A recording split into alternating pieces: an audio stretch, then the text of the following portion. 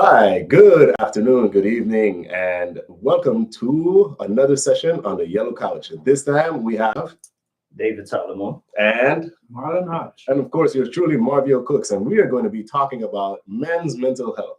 As you know, November or Movember is known as Men's Mental Health Awareness Month, and it's a time where annually the world takes a look at men's mental health and tries to be part of the solution to help men feel better about expressing themselves and the issues that they face.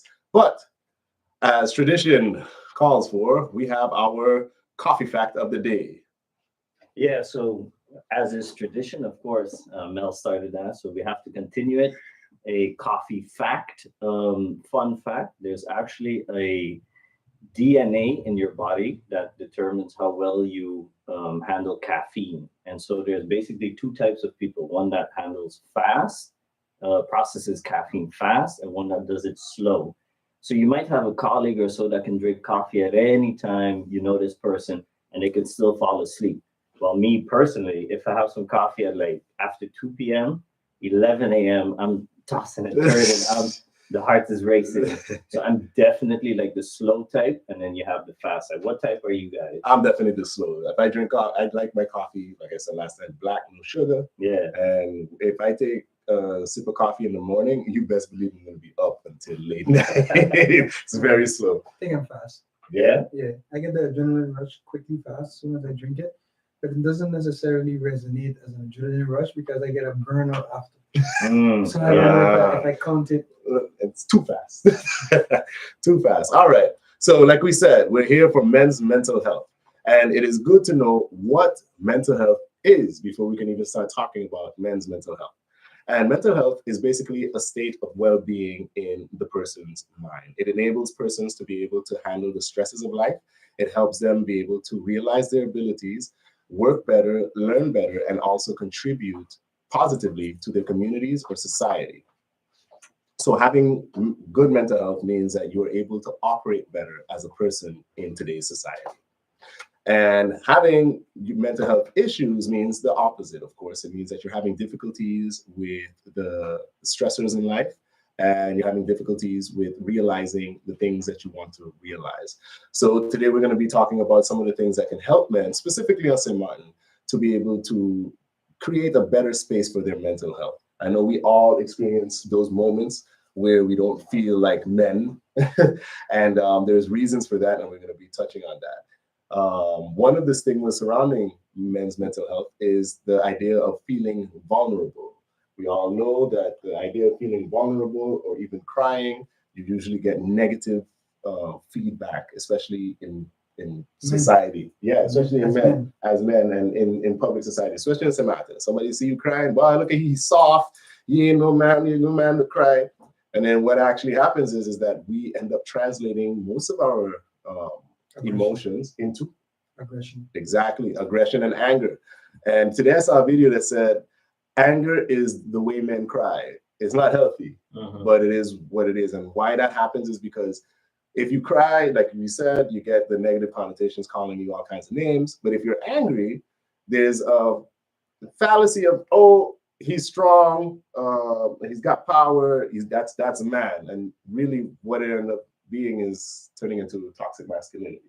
But more on that later. Let's touch on some of the things that actually affect mental health on St. Martin, like finances.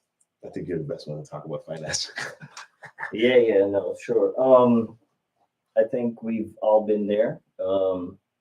Having bills outstanding, having bills that need to be paid, checking your bank account and it being low. That's a reality. We all kind of go through that sometime in life. That can put undue burden on a person. I personally don't have kids, but as a father, I can imagine, you have to provide for your kids. So that's that added pressure. And how you go about that, how you get to balance that out is a very important question that I think we're going to touch on a little later Yeah, for sure. in the conversation to see, what can you do to maintain your stability in those tough times, because we're all going to face tough times. It's about how do you go about it. Yeah, definitely. And then there's work-related stressors. And then how would you deal with your work-related stressors? I think it trickles down. I've always been told men has to be the household provider. So I think being unemployed and being struggling with the current job that you have, if it's not meeting the means that you have or vision that you have for your family, it's kind of difficult. Kids may play a part as in your work ethic, inspire you to work because you want to provide for your family. But at the same time, I think doing your best at work is one part, and it becomes strenuous if you can't, or if you're hitting a high ceiling of what you can do and you can't excel past that, that can cause mental health. You're stressed and figuring out how can I climb the ladder of success or the work environment. And maybe you're working on it for the last 2-3 years, dedicating all your energy and all your time, and it's just not getting there. You're doing everything that you should be doing. I know I struggle with that personally. So that's how I would say work. You could be either not working at all, or you could be working, but it's not excelling to the point where you're providing for your family the way you would like. Yeah, definitely. And one of the things too, like you mentioned, especially when you're working and you're, especially on St. Martin, we know the realities on St. Martin. 6-month contracts. Yeah, 6-month contracts. A lot of our men are working 2 jobs to make ends meet, and even so, sometimes the ends aren't meeting.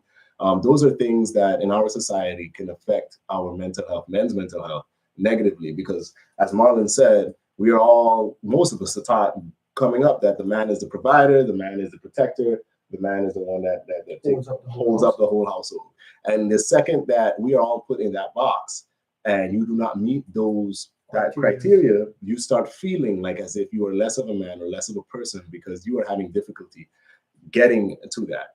And today we're going to be talking especially about how that is not true, and that there are ways in order for you to take a look at things at a different perspective that will help you get different results instead of, the usual negative connotation that comes behind men's mental health, that men are just angry, they're just bullies, we just don't listen, we don't share our emotions. And then also the other flip end where if you do share your emotions, there are people, men or women in the society that say, oh, look at that person, that's not a real man. A real man doesn't matter, especially we talk about holding our own, we do this thing on our own. And we need to actually understand that even as men, it's okay to ask for help. Funny that you say that.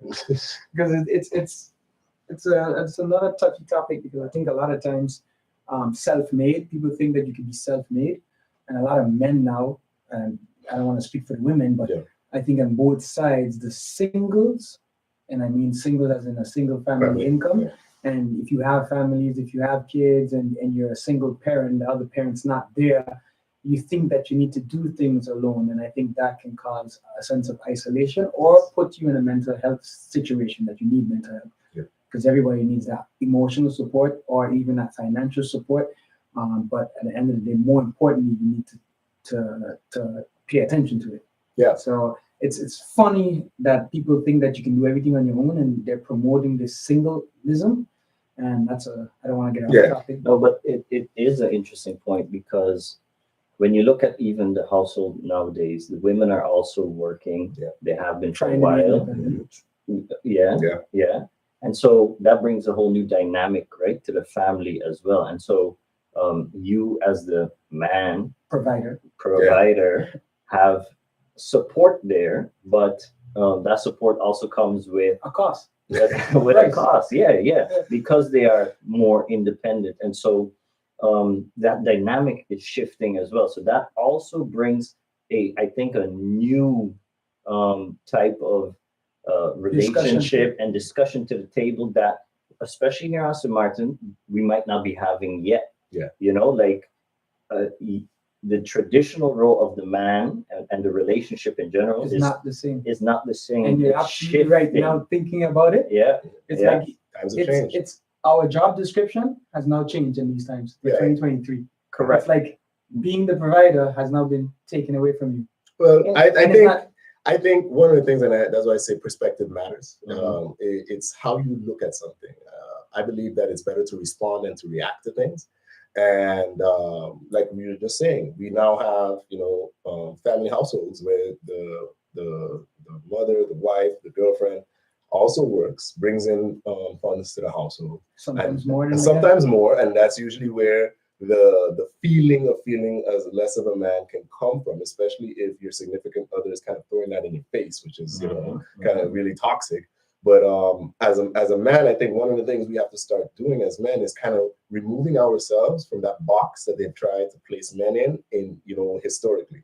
Historically, we have been placed in one box, and if you don't fit this mold, you're not a man, and that's not true. Just if you can't change a tire, I mean, learn how to do one. Everybody should learn how to change a tire. You never know when you need that. male or female. Yeah, male or female. But if you don't know how to change a tire, you ain't a man. If you make less money than me, you ain't a man. If you can't fight, you ain't a man. And these are things that actually do not help men's mental health, because the truth is that whether you fit in that box or not, you are a man, and there's compartmentalized boxes, places where each of us falls into a separate category of man, but we're still men.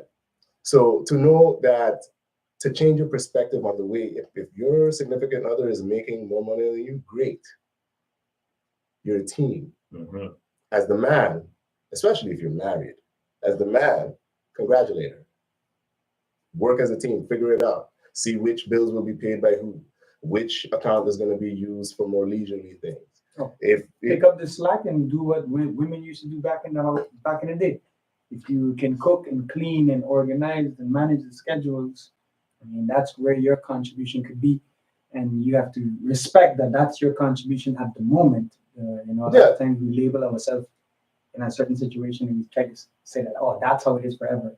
Things do change. Yeah, it's super interesting because, like you said, you really have to start seeing it as a team, and I've been doing that. I've been doing that at home, and for something that in the past I would have done completely myself. For example, the solar project that I showed you guys, I would buy that thing fully outright myself, and it's expensive.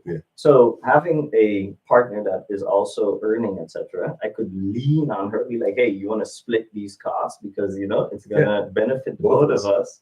She's like, yeah, sure. And then I'm able to do more. So for me, it was stepping out of that box and that of like, yo, I have to do this all on my own and rely on her and the partnership and be like, yo, let's do this together. And it's an important point because I have certain friends, and I'm noticing it with men that are single but slightly older. So let's say 35 plus.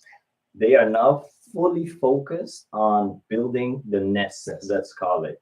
I have a couple of friends that they're now, like we were saying earlier, super driven to at work, etc., to get, because the mortgages to get one on your own is very expensive. So you're putting a lot of pressure on yourself in a society or in a world where it is difficult to go at it alone. It is difficult. So it's I think it's good to be mindful of that maybe I need to shift from, hey, let me go build this nest and then go find the other bird to come and join me, to let me go find the bird and we both work together and build the nest. And that's definitely one thing that we as men need to shift away from, is those archaic, those old time traditional definitions of masculinity. Masculinity, it should not be defined by history on its own. It should be defined on what it is that is going on in the world today. And today, what is happening is that there's a lot more freedom. There's a lot more access to funding, even between, because there was a time when women couldn't work. And these ideas came from those times when women couldn't work and all of this, so the man had to be the one doing it. And in reality, on St. Martin, you need help. Our country, our society is not one that is designed primarily for especially just one person, especially in our age group. If you are a millennial, unless you had, some kind of backing, family had some money in the back, you had some kind of financial security net, it is very difficult as an average person to go out there in the world as a man and find work. Look, we had statistics that there are more women employed, especially in government, than there are men. And they also had another statistic that I checked out. Women apply for more credit than men. They're asking for more credit. They qualify a lot more faster. They're willing to stay at home longer. They're willing to strategize, organize, And a lot of times I think, and that stresses me personally, staying up to date with paying taxes, staying up to date with all your administration and paperwork. Women have a tendency to be a little bit more financially organized and showing stability and the future end goal. Yeah. But you see, now that you mentioned that, so imagine now, like you said, with your partner, me, with my wife, instead of looking at it as, oh, I have to be the big honcho in the house and I got to make sure that, if there's money, if there's food, it came from me. I'm the one doing it. No, instead of that, look at it as I'm going to build with my significant other. We take out the I and say, we are going to look at this in a way where how can we both achieve? Because it's something I always tell my wife, when you win, I win. And when I win, you win. Yeah. So the removal of the competition within your relationship helps a lot. And that comes with perspective, and it comes with identifying what it is that triggers you or gets you into certain behaviors that keep you in the same kind of track that actually doesn't help your mental health. So since we talked a lot about the issues, and some of the other stigmas around it is the fact that it's overlooked. People don't really talk about men's mental health in a way that actually it's not a priority. And today we would like to make sure that we prioritize the guys and we give you guys not only the doom and gloom, but give you guys, specifically men on St. Martin, some practical tips to help you get through and also identify and know when it is that you need to get professional help or help at all. Because therapy really is for everybody. So what are some practical tips, David? What do you do? Before we do the practical tips, we identify, no? Yeah, sure. Go ahead, Marlon. How do you identify? I think because I think you first need to be able to isolate it or notice the elephant in the room. Your mental is such a large space, and you never really think about what goes on up there. Your imagination can expand just as far as your eye or your as long as your thought, as far as your thought can go, you can go from one end to the other end. And I always tell people that because your mind is one of those things that it's a natural organ that always works on its own, it just does what it has to do. It's very hard to figure out if it's functioning, operating the right way. Being aware of your mental state is not something, like David said, a priority. People wake up every day and they just think about thoughts, and it's just effortlessly, just like blinking, it's just like speaking, it just comes natural. But how do you know if your psyche itself is aligned with what your hopes and aspirations are? How do you know if you are functioning or thinking practical compared to the average person? And how do you know what is the average thought, or how do you know what is the average way of thinking? It can come off as frustrated one day. It can come off as tired. It can come off as maybe I am traumatized by an accident or a work environment issue, or it can be anything, relationships, anything. But how do you know that you've bounced back or healed yourself? And how do you know you're not in a mental state that you may need to seek some help? Those things can come from anxiety of being in public spaces. And I'm just giving personal examples because I went to a lot of different cycles in my life of mental state where I felt depressed, where I felt like isolating myself, where I felt like I don't want to open up to everyone. That can also be signs of mental health, where you don't want to talk about your problems or your issues. And even now, I'm a big dodger of certain questions that make me feel uncomfortable as a man. If you challenge my ego, which we always put them in the same bag, they're not supposed to be in the same bag. We shouldn't be so ego. But men tend to put their ego first and tap their chest and say, say, but I good. I good. How things? I good. Everything good, man. Yeah, I good. I can do what I need to do. And leg could be on fire. But I good. And when you push too much, they shut down even more and they go into this total phase. And I call it total phase because even me, I went through the total phase where I start to move slower but more cautious. And then I find myself going into a shell. And when you start to enclose yourself within yourself, you start to make sometimes a different sign of mental health where you start to reflect and think. But because you're not thinking that you're in a bad mental state, because before mental health, it is a mental state, being alone with your thoughts can help you if you seek the help. But when you start to shut down, it gets worse. I'm glad you mentioned that. Being alone with your thoughts. One thing I learned is to speak nicer about yourself to yourself. A lot of times, we have those moments in the bed right before we go to sleep. There's always that meme where the brain wakes up, and right before you go to sleep, that reminds you about something that either went wrong or something you wish you would have done better, or for no reason at all, it just reminds you of a goal that you thought you were going to reach at some age or something, and then you didn't, and now that makes you think of yourself as a lesser person. It makes you feel like you are not achieving, like you're not getting there. And like we mentioned, perspective really matters. And I know one of the things that I do is like one of the things I started doing for me personally was working out. And then, that's usually what should I say, the generic or the usual thing that people tell you. But exercise actually does change the way that your brain thinks and how you think about yourself. When you see yourself, pushing hard, and especially if you set personal records while you're working out, it doesn't have to be something astronomical. If I ran 1 mile today, if I could run 1.5 tomorrow, did good. That's progress. Set physical goals. Physical goals. So I definitely do set physical goals. I set weight goals because I was really, really skinny, and I remember, growing up in St. Martin, being tall and skinny, it was A recipe for being teased. yeah, straight up. If the wind blows, yeah, I got a lot of it. If the wind blows, you're gone.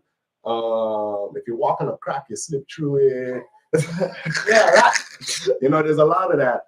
So there was, and it's something that when I was younger it bothered me, and then when as I became older, I became a man.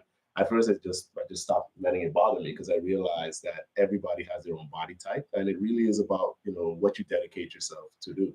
So once I actually made my mind up and said, you know what, I'm going to see if I can actually gain weight. And at the time, I really needed it. I didn't notice, but that's why identifying it is really important. I didn't notice I needed it until I started doing it. Mm-hmm. I started, After the process, then you reflect back in like, oh, hey. And that's an interesting point because what Marlon brought up, like you might not even realize that you're in a bad mental place. And so how do you identify that? I think there's two good ways. One, your body will tell you at some point, you can't be stressed the whole time and think that that's going to work out well. It's not good. The other one, and that's an external source of realizing, is friends and family. Yeah. I had a time where I was under a lot of pressure at work, extracurricular activities, all that type of stuff. And I wasn't even realizing that I was in a bad place. But it took, I think, my partner to tell me that, listen, you are reacting like extreme on the smallest things, Are you sure you're good? Because as a man, of course, you're like, I could take it on. Your shoulders are broad. Power. Bring it on. I'm going to do it. I'm going to do it all. Yeah. And I'm going to do it all myself. Yeah. And so through the process of, talking with her, etc., I've now accepted like, okay, certain things I just shouldn't do. I just should be like, no, my cup is full. Yeah. I'm going to pass it along. I'm going to seek help, and then people will help me and we'll get it done like that. And you mentioned something important there. I'm going to find and seek help. And before that you received feedback and you were able to internalize that feedback and take a look at what was going on. And that's actually the first step, because usually what happens is that there's somebody around you, especially if they know you, and then they notice a change in you that's not positive, that's really detrimental to your own health. Usually it's somebody around you that will come and tap you and be like, hey, what's going on? And a lot of the times, like you mentioned, especially, and you did too, on St. Martin, the second that happens, our natural reaction as men on St. Martin is, now good, man, everything good. Or you might say, we can say, just going through the struggle, and that's it. We'll just leave it at that, and not actually look for the help or even communicate, like, for example, man, look, man, it's rough. I don't know what to do, and looking to do this or to do that, but I have no idea where to go. It's hard to say that. And it's very hard to do, especially here, because one of the things here that we, and I'll talk about it, is that people run them out. That's one of the things that stops men from sharing, because again, you're going into a situation. Yeah, but And then, and I feel that we need to, as a society, get away from that. We need to, as a society, create the safe spaces for men to talk, to share, and seek help. We can't say and just harp on toxic masculinity and not create the safe spaces that are needed to dispel it, that are needed to change it. There's a reason it exists, and it doesn't exist because of the men today. There's a reason it exists, and we need to be able to take a look at that, dismantle it, and rebuild a definition of what it is to be a man today on Martin today. I'm talking about Martin because this is where we're at. Generally in the world, it is an issue that's overlooked. That's why Movember exists. But on St. Martin, we know the realities of our society. We know as men that, you don't want to just talk to any and everybody, but that's why it's very important to create those safe spaces with professionals where men can go either sit down and share amongst each other alongside a professional and get help, or where they can be referred to and get help, whether it's in person or online. I know one of the other things that I do for myself to keep my mental health up is that I like to look at stuff from space. I love learning about space. I love learning about especially black holes. I love learning more about gamma ray bursts and everything. So you're keeping track with a few of the journeys that they're getting ready to do? Yeah. I'm very excited about Mars. I'm very excited about that. It's close. Yeah. I'm even surprised how fast the technology is moving in that. Yeah. But you see, the idea is that as men, we need to be okay and we need to be comfortable with finding a space, even if it's a space for ourselves. It doesn't mean that you have to, it's different from isolating yourself. Yeah. We're not saying that you should go and lock yourself up in a silo and then, it's not a hyperbolic chamber. If you watch Dragon Ball, you know what I'm talking about. And it's not that. It's that you allocate some time for yourself to do things so that you can reinforce your thoughts about yourself, decompress, and get a new perspective on issues that you might be thinking about.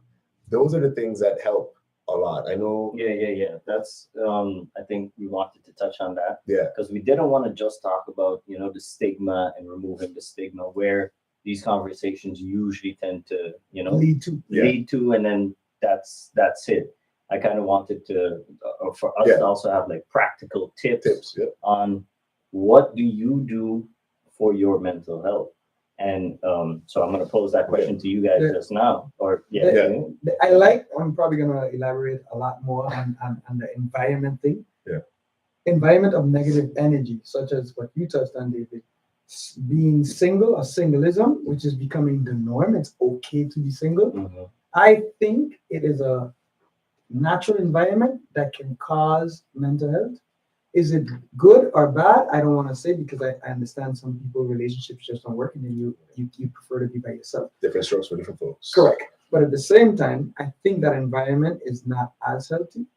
But to answer your question, on the other hand, I think what Marvio is saying, I definitely find myself around other role models or stronger mental health men, or men that I assume are in a good mental situation. And if you can look up to them as moral, or as with morals and respect and principles that they follow, you can tend to take some of that energy from them. So being in a positive environment around positive role model, older men, that big brother effect, can help. I grew up with a lot of brothers and sisters. I have 16 brothers and sisters, along with a father.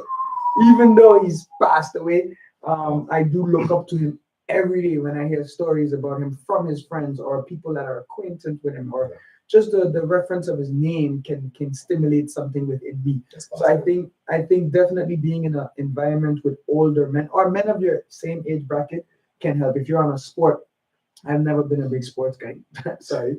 And that's okay. And most of the sports I played were very aggressive growing up. I was very good at kickboxing. I'm very good at wrestling. But the one time, locker room conversations, 15 minutes before getting out to the ring, just getting to hang with the boys and knocking your fist and just challenging each other and putting that testosterone to a highest peak level where you can be yourself and express yourself and complain and vent and cuss and throw this, and at the same time you can be positive, make a joke and tease somebody. But that can get you in a more positive mental state and stimulate a more productive mind frame for you. And that's something I would say I used, but I'm also big on the culinary venture. So when I cook and being creative as an artist, I love throwing food against the wall.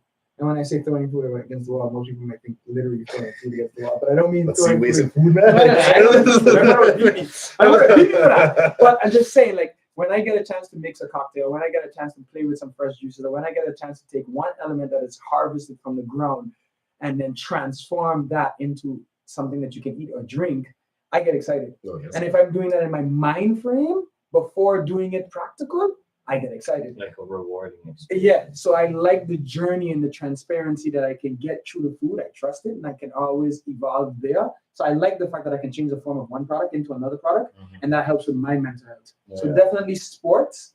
Back to what Marvio was saying, setting a goal and challenging your friends and being a little bit competitive. I'm not so competitive, so I'm not a sore loser, but I'll definitely feast off of your energy and your drive to be number one. I'm okay coming in number two. I'm gonna give you that fight, but I'm okay with coming in number two. You're looking for the competition. Correct. I'm okay for the competition. Yeah. Just being competitive is, I think, a great situation for men. And you have to be, I guess, a sports player or a positive outlook on the activity that you're doing, but that can challenge your mental state. Yeah, we have Squid ain't worth here. He said, often not doing what brought you happiness anymore due to work, prioritizing work/life balance, gym, meet up with friends, your favorite sport, exploring, I think that says new activities, etc. These are all things that, you know, especially when it comes to things you want to do, if you can't do them anymore, it can affect your mental health because you feel trapped. And I was about to say, before Squid said that, was that time, place, and space makes a difference in what your mental health is. You know, the old people saying here is you show me your 5 friends and I'll tell you who you are. One saying that I know my father always told me is that you look at somebody's time, place, and space, and you can identify why they are the way they are. So what does that mean? If you were, you know, born in a time and you live in a place where all you have is toxic masculinity around you, or toxic ideas being thrown at you. For example, let's make it even local. If you're a young teenager in St. Martin and most of your friends, all they do is nefarious things outside, you will end up eventually joining that crowd, and your mental health won't be where it needs to be for you to realize the things that you actually wanted to realize before. Remember that mental health, that's part of it. You growing up naturally, even as kids, we have things that we want to achieve. You know, whether it's getting that cool Power Ranger toy, or you know, getting that nice job, or you know, being with the person that you love, whatever it is, we all have these things that we want to achieve. And as men, it is programmed into us that if for some reason or the other you can't achieve these things in this amount of time, then there's something wrong with you and your manhood. So another thing to do in order to help with your perspective is to take some time out and educate yourself about men's mental health. Get some. It's much easier on YouTube. But you have to make sure that. Actually, let me jump in there because I posed the question to Marlon, and I actually also have some practical tips. I watch a lot of YouTube. I think it's Dr. Huberman. He has short clips on, you know, I want to call it like optimizing your day for productivity and for mental health and stuff like that. So what he recommends is when you wake up, the first thing you should do is have a glass of water, put some salt in there, just a little bit of salt, and some lemon for the taste. It helps with some chemical in the mind, and can't remember exactly which one right now. Then, probably. Then head outside. Go outside and go for a walk.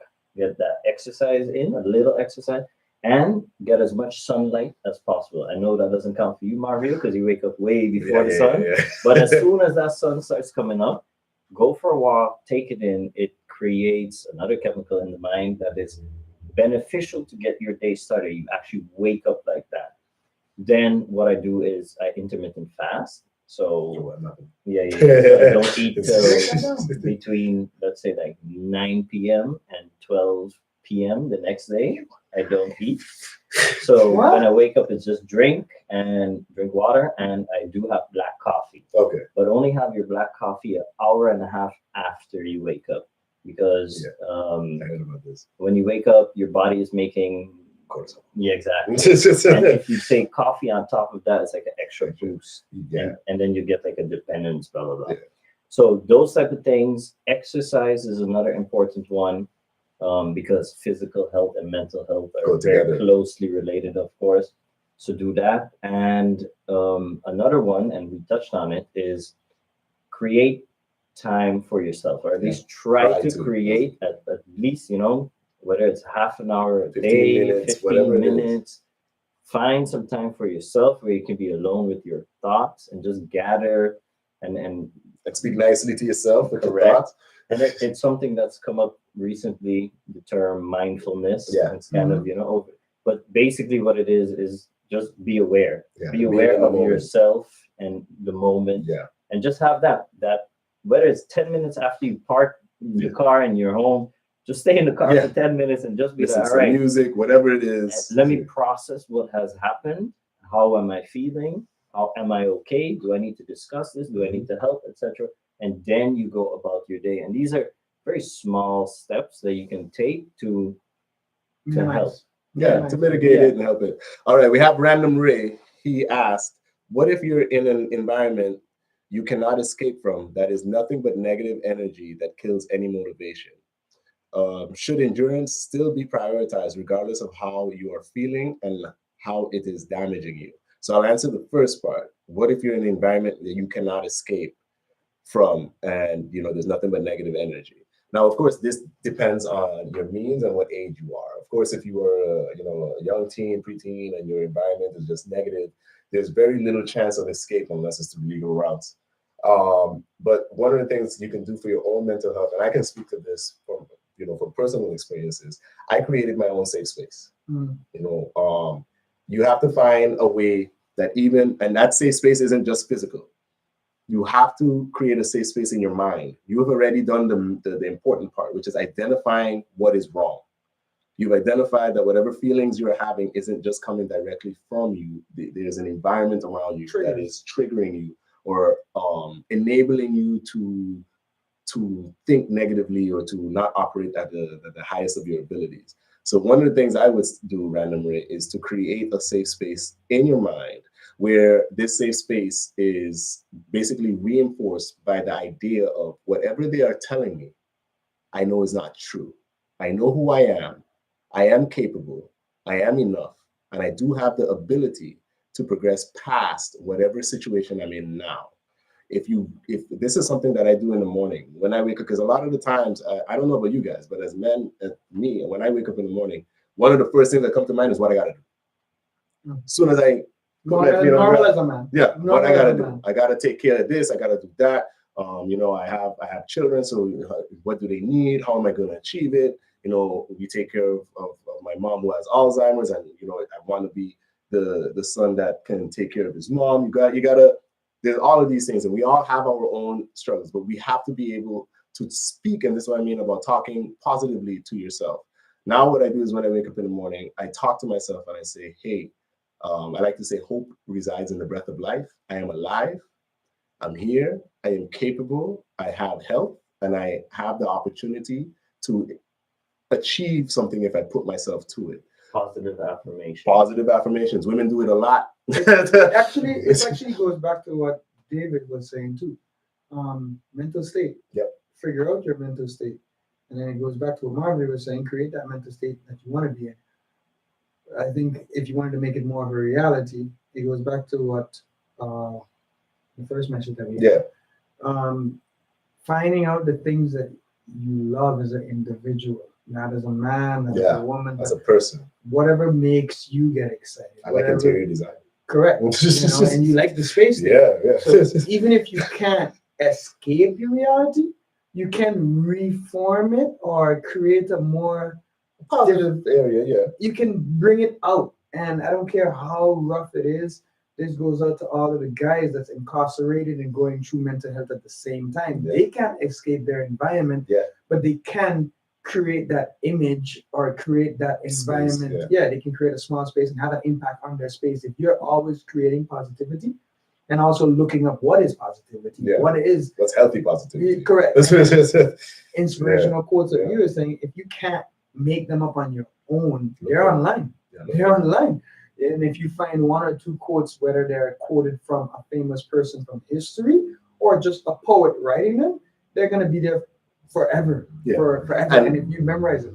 Okay. And the second part, Ray, one of the things, like I said, about creating your space, you also have to be okay with knowing that the persons around you aren't quote unquote for you at the moment. You have to understand that it's okay. You know, I had someone when I was growing up that I thought was on my side, and then only came out to find out that there was nothing but resentment and jealousy. And this was somebody that was older than me, somebody that was supposed to be taking care of me, somebody that I was supposed to be looking up to. And then as I grew up more as a man, I realized it was nothing but resentment, because as I grew up, I actually made more money than he did all the time.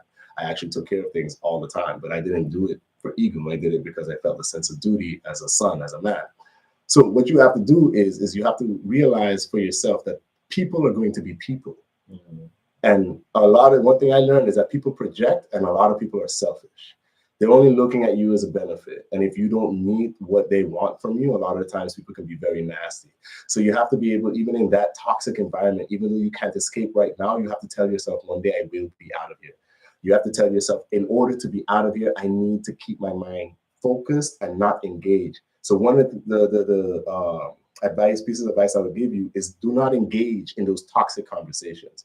You see how they say they're coming with nothing but negative energy? Remove yourself from that situation as nicely as you can in order to avoid any more conflict. Because the thing is that if you jump into that pool of negativity, you're only going to be dragged down, because their intentions aren't to help you Or contribute to the positive side of it. And then this is another thing too. We all as men need to also identify, or be able to better identify, when somebody is actually trying to help us. We can't let our egos be the one that says, yeah, you can't tell me nothing because, you know, I'm man, I know what I got to do. We got to be okay with receiving feedback that says, hey, man, something looks like it's wrong. You might want to go get it checked out. So disengage from the situation. If they're coming at you with negative energy, create a safe space in your mind and also physically where you can go and reinforce your mindset, reinforce your drive, reinforce your skill set, so you can get the ability to be able to remove yourself from that situation one day, and keep yourself educated. Keep yourself educated, and this can go together with the one I just said. Keep yourself educated on, you know, what are positive things that you can do in order to help yourself. What are things that you should look out for as triggers, and how you can handle your triggers so that, you know, people don't get to you. I like to say a lot of the times it's not society's job to manage your triggers, it's our job to manage our triggers, and we need to find healthy ways in order to do so. Anger is just a result of us not learning how to actually share what we feel. So a lot of men, what it turns into, they're sad, they don't know why they're sad, but it turns into anger because I'm sad. And then the anger makes you feel like, okay, I'm powerful, I'm doing, no, it's not helping. You need to be able to identify that and create those safe spaces. And then the second thing is, should endurance be prioritized regardless of how you feel? No. No. Health concerns are one of the main things that affect men's mental health. There's actually three things: it's work-related stress, financial stress, and health concerns. That's primarily the three things that come up when it comes to men's mental health. If you are not feeling well, to get up and say, yeah, I still did it anyway. Yeah, you might feel like, yeah, I was sick, but I still went and did this and that and that. At the end of the day, how do you feel after that? What is your body telling you? Instead of getting the rest, rest is okay. Rest is okay. A lot of times, even in our society here in Samantha, I know a lot of, your counterparts might be, what are you doing? A man don't just sit down, go out there, go do something about yourself. But in here, you're not feeling well. If you know that, there's nobody to prove anything to. I guess that's the thing that we got. There's nobody to prove anything to other than yourself. And how do you prove something to yourself? If you're not feeling well and you feel that you cannot perform right now, it's okay. It doesn't make you any less of a man. Take that rest. Take that time to figure out what is best for you and your body at that moment. strategize. Yeah. Take the time to internalize. And again, do it in a way where you're not blaming yourself for not being able to. Do it in a way where you're not downing yourself for not having that energy or that endurance to do that right now. What you have to do is look at it as, okay, I now know a limit. How do I avoid getting to this limit? Or how can I better manage what's going on around me so that I can maybe not even reach to this burnout point, so that I can know and identify when I'm going on the burnout point. Because a lot of the times we as men think that being able to trudge through anything is what identifies you as a real man. Society, Yeah, society has built that into us. And of course, at some point, a sprint is necessary every now and then, but all within rhyme and reason, because you can't constantly be sprinting. At some point, you're gonna trip up and you're gonna get burned out. You're gonna get burned out. Yeah, for sure. And then I was told a lot, if you drop dead, then what? Then what? Yeah, they're gonna say at your eulogy, yeah, you know what? He had a lot of endurance, but until he didn't. They also say, don't kill yourself to mind yourself. Yeah. It like that. defeats the purpose afterwards. If you kill yourself purpose. to protect yourself, it doesn't make any sense. No, but I think we shared some real good insights. Yeah, for especially sure. you can tell that it's coming from a place of experience. No, it's I took a lot of time. Mental health was something I definitely went through. I don't think I should share that here. But there were moments in my life. It started from young, from when I was like 8 years old. I went through a very traumatic experience where I ended up going through Lewis with just me and my sister because my parents weren't around, and that changed my life. And I learned a lot about how mean people can be. I learned a lot about how devious adults can be, and it changed my perspective. It made me very aware from a very young age, and it made me very independent centric.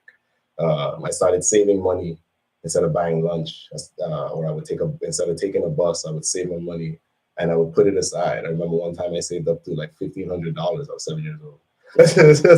And it took me over a year. I still remember that I had in one of those little between a can, I had one of those Sultan cans, and a little toy cash register that I took from my little sister.